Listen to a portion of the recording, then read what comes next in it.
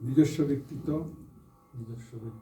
ও ব্যক্তিগত সুযোগ সুবিধা অপেক্ষা স্বার্থ সুবিধা অপেক্ষা জামাতের স্বার্থ ও দায়িত্বসমূহকে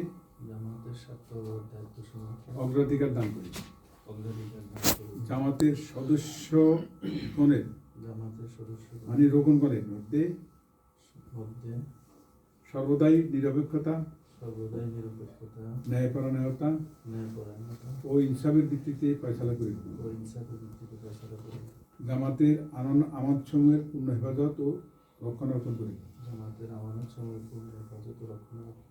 নিজে জামাতের গঠনতন্ত্র মানিয়া চলিব এবং তদানুযায়ী জামাতের সংগঠন ও শৃঙ্খলা কায়েম করিবার ও কায়েম রাখিবার জন্য পূর্ণমাত্রা চেষ্টা করব। ঊর্ধ্বতন সংগঠন প্রদত্ত দায়িত্বসমূহ যথাযথভাবে পালন এবং সিদ্ধান্তসমূহ সঠিকভাবে বাস্তবায়ন আপ্রাণ চেষ্টা করব।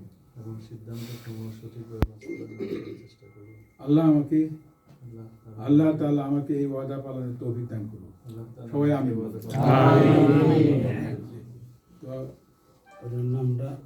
নামটা লিখে